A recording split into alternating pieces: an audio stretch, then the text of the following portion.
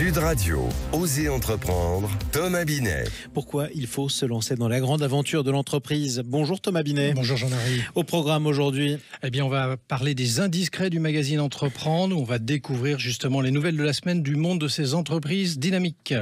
Et ensuite, on va recevoir notre grand témoin, Christian Etchebest, restaurateur. On va parler de l'entrepreneuriat dans la restauration et c'est un vrai sujet. Et on finira avec les essentiels de l'entrepreneuriat. Être un entrepreneur individuel en France, ça signifie quoi justement? C'est une vraie question existentielle. Vous avez raison de la poser. Thomas, on commence en partenariat avec le magazine Entreprendre par les indiscrets.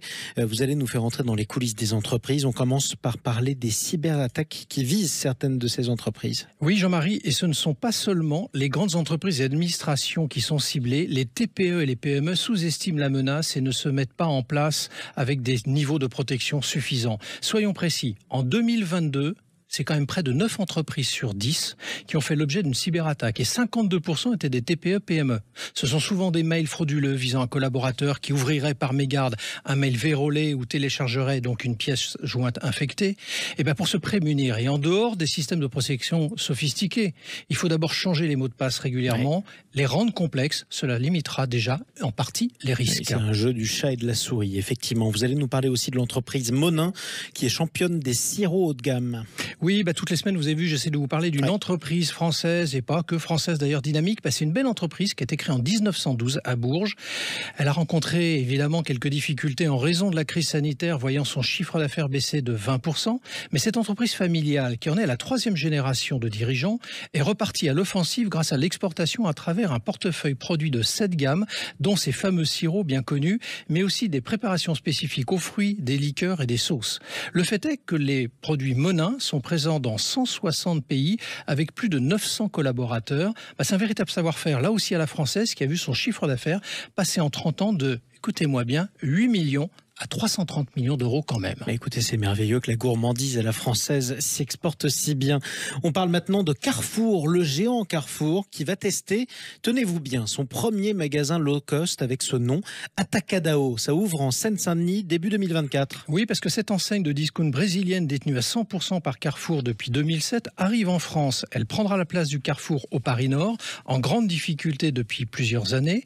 Il s'agira plus d'un entrepôt que d'un hypermarché dans lequel on pourra acheter des produits en très grande quantité et à prix réduit. Ça va fonctionner en libre service de gros. Et effectivement, c'est un signe des temps. Tout de suite, on accueille Thomas, votre grand témoin Christian Etchebest. Bonjour à vous. Bonjour tout le monde. Vous êtes presque un sociétaire de Sud Radio. On a l'habitude de vous recevoir, évidemment. Restaurateur, spécialiste de la bistronomie. J'arrête là, on pourrait vous présenter beaucoup plus longuement. Vous êtes l'invité de Thomas Binet. Oui, Christian, Covid, confinement, inflation record, pénurie de main-d'œuvre. J'arrête là. Mais il en faut du courage quand même pour entreprendre dans la restauration depuis quelques années. Vous en pensez quoi? Oui, non, il en faut du courage, mais bon, moi ça fait 25 ans que je me suis installé. Mon premier restaurant, j'ai monté il y a 25 ans. Voilà, on a eu des. Vous voulez dire par là que plus rien vous impressionne? Non, mais non. Il faut courber les chines quand ça arrive, et puis il faut réfléchir, il faut prendre un peu de recul, il faut s'adapter, et puis voilà, il faut pas baisser les bras, dire c'est fini, non, il faut réfléchir, voilà, chef d'entreprise, c'est gérer son entreprise, c'est réfléchir, prendre du recul, voilà, voir avec ses confrères comment on va s'organiser, par exemple pour le Covid. Moi, écoutez, je touche du bois, je suis passé, on a eu quand même pas mal de problèmes, les gilets jaunes, on a eu beaucoup de choses, et moi, écoutez, je suis passé peut-être entre les gouttes, mais ça va, je suis content, et je me bats, quoi. Je vous ai reçu, Christian, dans Osez Investir il y a 3 ans. On était en pleine période du Covid, justement, et vous nous disiez à ce moment-là que votre rôle en qualité de chef d'entreprise, c'était de réadapter votre structure. Entendez par là aussi peut-être réduire le personnel en fonction de la situation, parce qu'évidemment, vous aviez fermé de nombreux mois. Depuis ces 3 ans, comment avez-vous justement pu vous redévelopper ou pas? Après, il faut savoir quand même qu'après le Covid, comme nos clients, ils ne pouvaient pas aller au restaurant, on a eu quand même une belle année derrière. Dès que le Covid s'est arrêté, quand les restaurants sont rouverts, ça, les gens ils étaient tellement contents, et puis c'était tellement dans la culture française. Vous avez été soutenu aussi quand même pendant la période. Ah oui, attention, on a été très bien. Le fameux quoi qu'il en coûte, qui nous coûte si cher aujourd'hui d'ailleurs. Bien sûr, mais nous, notre profession, la restauration, le CHR, on peut pas se plaindre, on est très bien soutenu par le gouvernement. Ce que vous dites, c'est heureusement, parce que sinon il y aurait eu beaucoup de pertes. Bien sûr.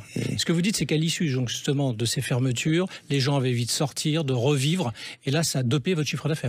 Ça l'a pas dopé, mais on n'a pas eu à s'inquiéter parce que c'est arrivé de suite. Oui. Dès que les portes ont été ouvertes, tout le monde est revenu, tous les gens sont revenus dans nos restaurants. Après, il y a eu le printemps, l'été, les terrasses étaient bondées, on a eu les terrasses éphémères, on a été aidés, voilà.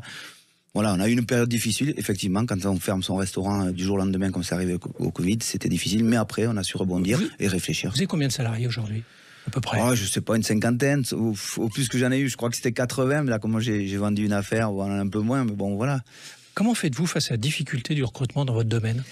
Là, c'est un peu plus compliqué, et encore que j'ai envie de dire qu'aujourd'hui, ça commence à revenir un petit peu. On voit revenir quelques CV, des gens qui tapent à la porte, qui veulent repousser. Donc, ça reprend un peu. Il me semble qu'il y a un frémissement. Un petit frémissement. On a eu une période difficile, parce qu'il ne faut pas rêver non plus, la restauration, ça ne fait pas rêver non plus tout le monde. Donc, oui, on a eu, c'est un peu compliqué, mais écoutez, on s'adapte. Par rapport à il y a 25 ans, moi, quand j'étais patron, on a essayé les personnes qu'on recevait, on leur disait ça va être comme ça dans l'entreprise. Maintenant, c'est plus comme ça. On demande leurs attentes à eux. Alors justement, je voudrais venir là-dessus, Christian Etchebest, parce que vous travaillez 7 jours sur 7, vous le dites, à qui veut l'entendre, que vous êtes un gros bosseur, et il n'y a pas de sujet là-dessus. Mais pensez-vous que les jeunes générations souhaitent le même engagement de nos jours dans votre quotidien? Vous le voyez, ça? Non, je pense qu'ils ne souhaitent pas du tout le même... Vie personnelle, vie professionnelle? Oui, non, c'est tout à fait différent. Mais moi, j'ai quand même... je fais attention parce que j'ai 2 enfants, moi, qui ont 23 et 20 ans, et voilà, et j'ai bien compris qu'ils n'allaient pas travailler autant que moi. Alors qu'ils ont vécu à vos côtés, ils vous ont vu travailler. Peut-être aussi, ils ont dû se dire peut-être qu'une vie c'est pas ça. Alors qui a raison, qui a tort, ça on ne sait pas. Mais bon, moi je pense que là, malheureusement, actuellement en France, c'est la valeur du travail qui s'est perdue. On s'est un peu perdu, voilà. La valeur du travail, elle n'existe plus trop. Au profit de la valeur loisir, c'est ça? Oui, il y a le loisir, tout ça. Alors qui a tort, qui a raison, on ne sait pas. Difficile à dire. Voilà. Nous, on est une génération, on a beaucoup travaillé, on a mis le travail au centre de notre vie, on a construit autour. Quelle qualité, d'après vous, il faut avoir quand on veut se lancer dans la restauration et plus largement dans l'entrepreneuriat? Il faut avoir quand même la tête quand même bien faite, j'ai envie de dire. Oui. Il faut une force de travail quand même qui est énorme. Moi, dans la restauration... C'est contradictoire avec ce que vous disiez tout à l'instant par rapport aux jeunes, justement. Mais bien sûr. Ils ne pourraient pas être patrons, alors? Si, parce qu'il y en a toujours qui vont sortir du lot. Il y en a toujours qui vont travailler plus que les autres, etc. Comme nous, donc, il faut travailler dur. Oui, le travail, c'est le plus important dans notre métier. Voilà, si vous n'avez pas trop envie de travailler, surtout ne montez pas un restaurant. Ah non, c'est quand même une grosse force de travail qu'il faut. C'est la première qualité, je pense.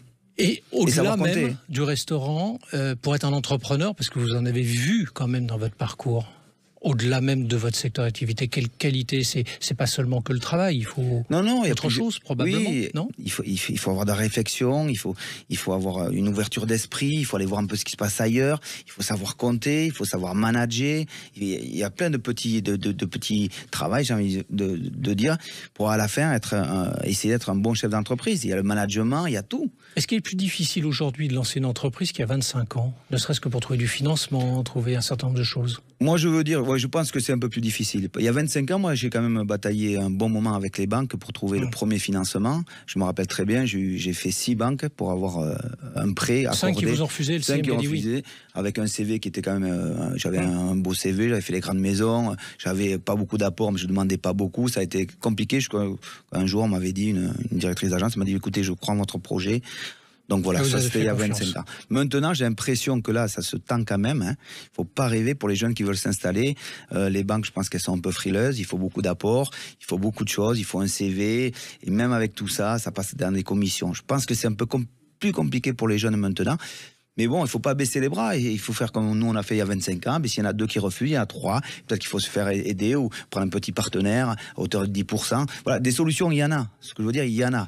Mais il ne faut pas baisser les bras. Il faut s'accrocher. Une dernière question. Quel conseil, ultime conseil, vous pouvez donner à quelqu'un qui nous écoute et qui veut entreprendre ce dimanche matin? Surtout de le faire. S'il a ça dans la tête, surtout qu'il aille au bout de ses idées. Il faut être un peu têtu, obstiné. Il faut être obstiné, têtu, il faut aller au bout des choses. Et on lâche rien. Merci beaucoup, Christian Etchebest. Je rappelle que vous étiez l'invité de Thomas Binet. Vous êtes restaurateur, évidemment. Et puis, vous êtes aussi membre du 15 de la gastronomie. On peut le dire quand même. Allez les Bleus. Allez évidemment. Allez les Bleus sur Sud Radio. Tout de suite, les essentiels. Bruno, le spécialiste des fournitures et de l'équipement pour les professionnels, présente Sud Radio, Osez entreprendre, les essentiels de l'entrepreneuriat.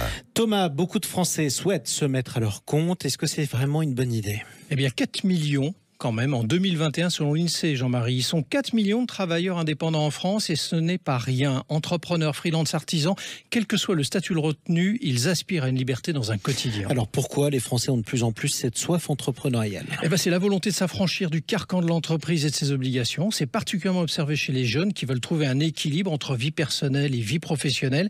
Mais c'est un peu quand même le miroir aux alouettes. Alors, attendez, vous voulez dire quoi par là ? La plupart des entrepreneurs pensent, dorment, vivent par et pour leur entreprise. Et il y a peu de répit, on le voyait il y a un instant avec Christian Etchebest, en définitive dans ce quotidien.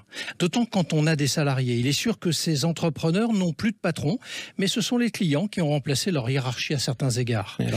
Oui. Il n'est pas certain que les semaines soient plus légères. À la rigueur, elles sont organisées autrement et avec une certaine flexibilité. Alors, cette flexibilité, justement, est-ce que c'est fait pour tout le monde, tout ça ? Non, c'est certain, il faut un caractère forgé face à certaines adversités, tout particulièrement le financier.